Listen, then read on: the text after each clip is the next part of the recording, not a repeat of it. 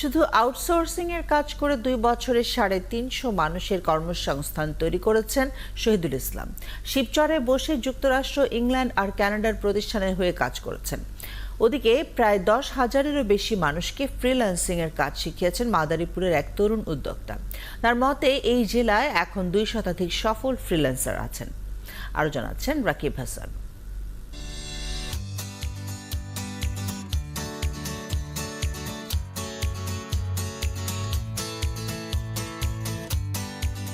শিবচরের ভেতরেই যেন hi tech park বানিয়ে ফেলেছেন শহীদুল ইসলাম।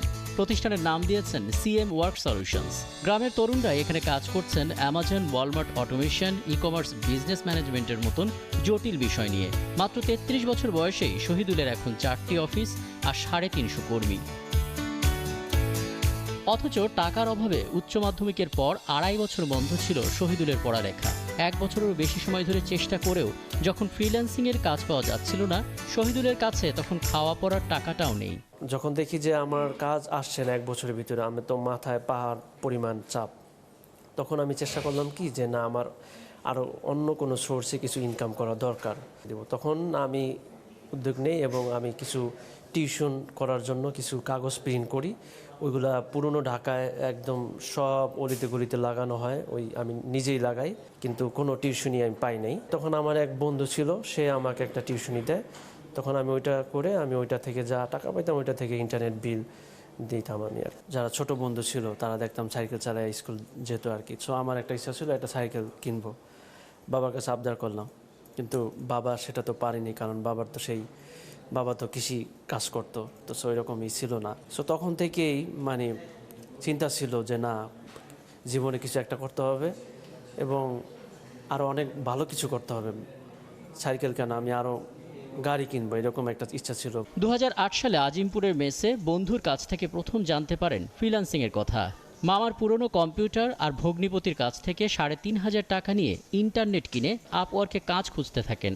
1 বছর পর প্রথম কাজ পান 25 সেন্ট বা 27 টাকার, যেখানে আসে বাজে রিভিউ। প্রথম ফিডব্যাকটা পাওয়ার পরে খুব খারাপ লাগছিল। তখন আমি বুদ্ধি করে ক্লায়েন্টকে খুব সুন্দর করে মেসেজ দিই যে ঠিক আছে, তুমি আবার দাও কাজটা এবং আমি টাইম ছাড়াই কাজ করব, মানে তোমার টাকা ছাড়াই কাজ করব, এবং যতক্ষণ পর্যন্ত তোমার খুশি না হও ততক্ষণ পর্যন্ত আমি কাজ করে যাব। পরে ও ঠিক আবার হায়ার করছে, করার পরে কাজটা দিছে, আমি কাজ করছি, দেন কাজটা ভালো হয়, সাবমিট করার পরও খুশি হয়। ওই আগের ফিডব্যাক রিমুভ করেছে, নতুন করে আরও ফিডব্যাক ভালো দিয়েছে এবং নতুন নতুন কাজ দেওয়া শুরু করেছিল। ধীরে ধীরে শহীদুলের কাজ বাড়তে থাকে কর্মী সংখ্যাও, কিন্তু করোনার থাবায় সেটি আবারও চলে আসে তলানিতে। আমাদের কোম্পানিতে ব্যাপকভাবে ইম্প্যাক্ট পড়ে এবং বাধ্য হয়ে আমাকে অনেক এমপ্লয়ি ছাঁটাই করতে হয় এবং আমাদের এমপ্লয়ি তখন দাঁড়ায় 50 জনের মতো, এবং ওই 50 জন থেকে আমাদের চেষ্টা শুরু, এবং এই 2 বছরে গিয়ে আমরা আবার এমপ্লয়ি 350 জনে করতে পারছি। পরের 2 বছরেই ম্যাজিক, কর্মী বেড়ে যায় 11 গুণ। জাতীয় গণমাধ্যমেও চলে আসেন আলোচনায়। শহীদুলের প্রতিষ্ঠানের কর্মীরা জানান, দরিদ্র এবং মেধাবী তরুণরাই এখানে সবচেয়ে বেশি সুযোগ পাচ্ছেন। ওই সময়ের থেকে চিন্তা ছিল যে আমার মা আমার জন্য। শিবচর থেকে আধ ঘন্টা দূরত্বে মাদারীপুর, সেখানে পাওয়া গেল আরেক ফ্রিল্যান্সার মেহেদি হাসান শুভকে। 10,000-এরও বেশি মানুষকে শিখিয়েছেন কিভাবে করতে হয় ফ্রিল্যান্সিং। নিজেও মাসে আয় করছেন গড়ে 2 লাখ টাকা। ওই ফ্রিল্যান্সিং মার্কেট প্লেসে কাজ করি, আপওয়ার্ক এবং ফাইবারে। তবে আমার বেশিরভাগ কাজে আপওয়ার্কে, ফাইবারে তত বেশি কাজ করা হয় না। তো আপওয়ার্ক থেকে আমি অ্যাভারেজ পার মান্থ প্রায় $2,000 মতো ইনকাম করি। কিছু মান্থ হয়তো বা কম বেশি হয়, অ্যাভারেজ ইনকাম $2,000 প্লাস হয়। এবং পাশাপাশি আমি এডুকেশন সেক্টরের সাথে আছি। শুভর ছোট্ট ঘর জুড়ে সাজানো ক্রেস্ট।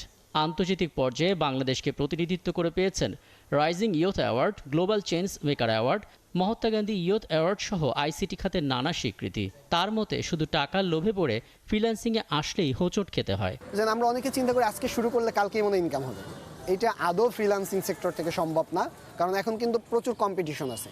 এটা বাংলাদেশের ছোট একটা গণ্ডির মধ্যে না, যেন আমরা বাংলাদেশের মধ্যে এতজন ব্যক্তি কাজ করে আমিও কাজ পাবো। এটা কিন্তু অল ওয়াইড, যেহেতু অল ওয়াইড, এই জায়গায় কাজটাও যেহেতু আপনার ইন্টারন্যাশনালি করতে হবে, এই ক্ষেত্রে ধৈর্য থাকা দরকার। এই সাফল্যগুলোকে তারুণ্যের বিপ্লব বলে মনে করছেন আইসিটি প্রতিমন্ত্রী। তার মতে বিদ্যুৎ, উচ্চগতির ইন্টারনেট আর আইটি ফ্রিল্যান্সারদের প্রণোদনার সুফল পৌঁছে যাচ্ছে প্রান্তিক অঞ্চলে। আমরা চেষ্টা করেছি যে আমাদের তরুণ তরুণীরা ঢাকামুখী না হোক, বিদেশমুখী না হোক, চাকুরিমুখী না হোক, তারা 50 দিনের ট্রেনিং, 3 মাসের ট্রেনিং, 6 মাসের ট্রেনিং নিয়ে তারা ওয়েবসাইট ডেভেলপার হচ্ছে, ডিজিটাল মার্কেটিং শিখছে, তারা মোবাইল অ্যাপ ডেভেলপ করছে, ইমেজ প্রসেসিং করছে, গ্রাফিক্স নিয়ে কাজ করছে। এর ফলে কিন্তু 6.5 লক্ষ ফ্রিল্যান্সার বাংলাদেশে একটা বড় অঙ্কের বৈদেশিক মুদ্রা কিন্তু বাংলাদেশে নিয়ে আসছে, যেটা $1 বিলিয়ন ওপরে।